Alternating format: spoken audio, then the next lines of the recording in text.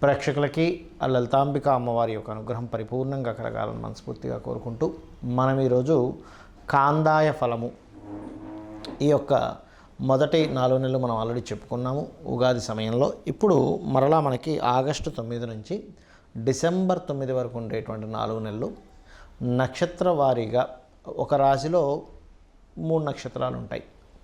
వారికి ఏ రకంగా ఫలితాలు ఉన్నాయి మరియు ఆ యొక్క ఫలితాలని అధిగమించడానికి, అంటే ఒక్కోసారి మనకి ఇబ్బంది పెట్టే ఫలితాలు ఉంటాయి, ఒక్కోసారి లాభంగా ఉంటుంది, ఒక్కోసారి సమంగా ఉంటుంది.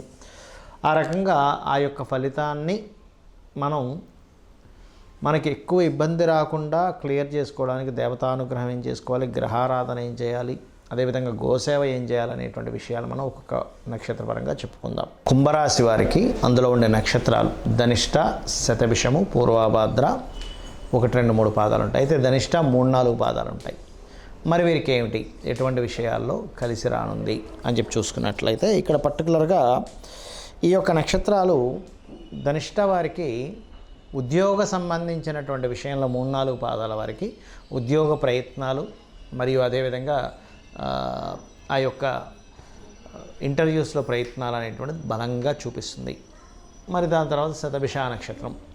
శతభిష నక్షత్రం వారి కనుక చూసుకున్నట్లయితే వీరు మాత్రం కాస్త ఈ 4 నెలల పాటు ధనపరమైనటువంటి విషయాల్లో ఎవరికైనా ధనాన్ని ఇచ్చి లేదా ఎవరికైనా దగ్గర నుంచి ధనం వచ్చేటువంటి విషయంలో కాస్త అలర్ట్గా ఉండాలనేటువంటి స్పష్టత చూపిస్తుంది.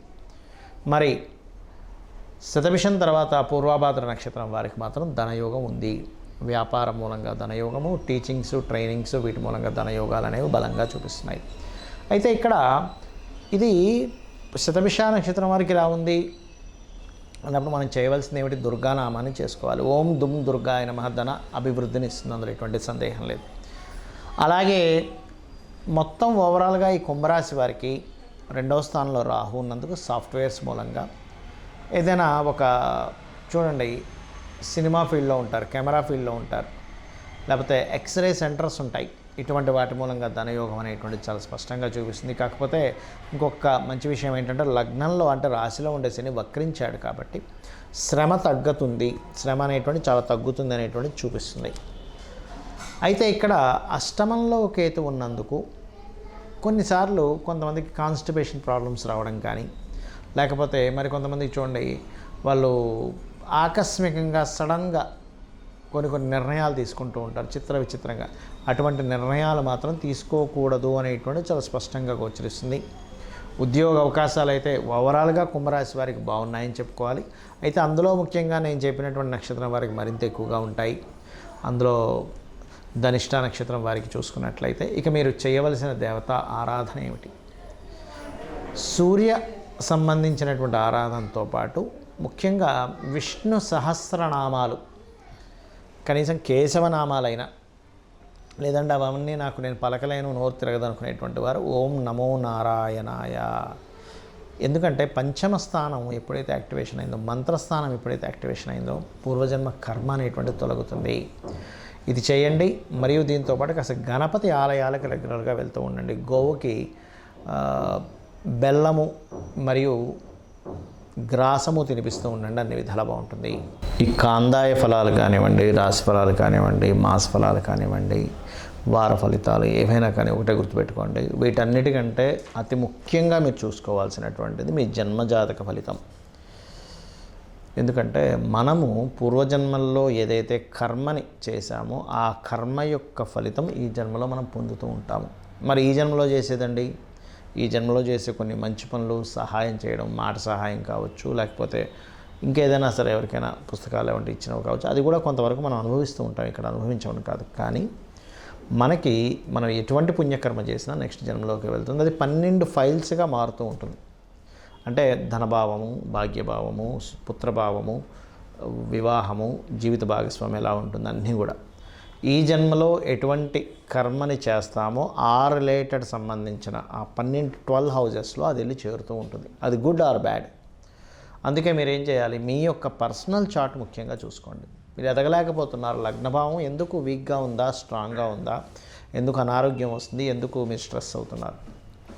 అలాగే మరొకటి ఏంటంటే ఇక్కడ ధనస్థానం చాలామంది చూడండి ఎంతో టాలెంట్ ఉంటుంది కానీ డబ్బులు సంపాదించలేకపోతుంటారు. అంటే మీ ధనాధిపతి ఎక్కడో పాపకత్తిరిలోనో రాహుకేతు యాక్సెస్లోనో ఉన్నాడు. ఇదైతే ఎలా ఉన్నాడో దాన్ని బట్టి ధనం యోగం కూడా వస్తుంది. అంటే ఎలాగా, మీకు రియల్ ఎస్టేట్లో ధనయోగం ఉందనుకోండి, మీరు వెళ్ళి సాఫ్ట్వేర్ జాబ్ చేస్తానంటే కుదరదు, రియల్ ఎస్టేట్లోనే డబ్బులు వస్తాయి.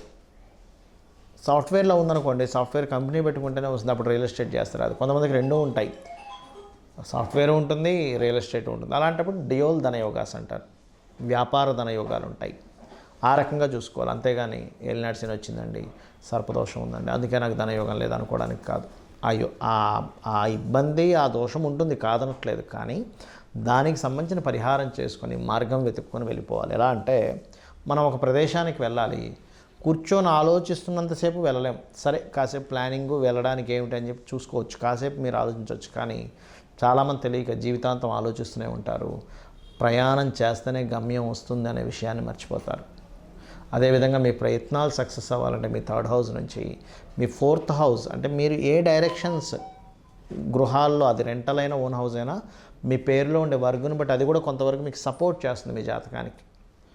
అదేవిధంగా సంతాన అభివృద్ధికి ఏం చేయాలి, అసలు వివాహం ఏ సమయంలో అవుతుంది, ఏ సమయం మీకు సరైన సమయం వివాహానికి, ఏ సమయం సరైన సమయం కాదు. అదేవిధంగా ఉద్యోగ సంబంధించిన విషయాలు కానివ్వండి, వ్యాపార సంబంధించినటువంటి విషయములు కానివ్వండి, మీ యొక్క పర్సనల్ చార్ట్లోనే ఉంటాయి, గుర్తుపెట్టుకోండి.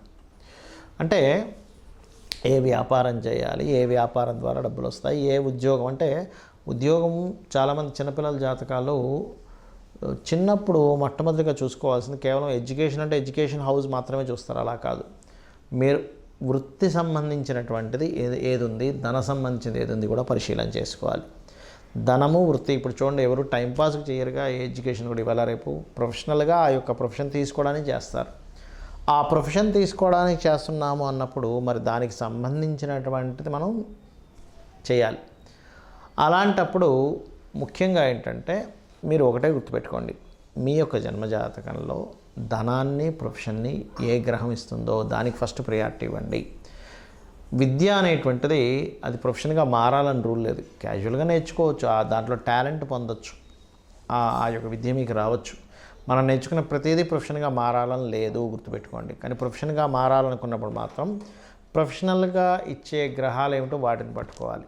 అలాగే లైఫ్లో ఆకస్మిక సంఘటనలు, టర్నింగ్ పాయింట్స్ అంటారు, ఆ యొక్క టర్నింగ్ పాయింట్స్ కానీ ఆకస్మిక సంఘటనలు కానీ ఇవన్నీ కూడా ఏంటంటే మీ యొక్క జన్మజాతకంలో ఎప్పుడు ఎక్కడున్నాయనేటువంటిది చాలా స్పష్టంగా తెలుస్తూ ఉంటుంది.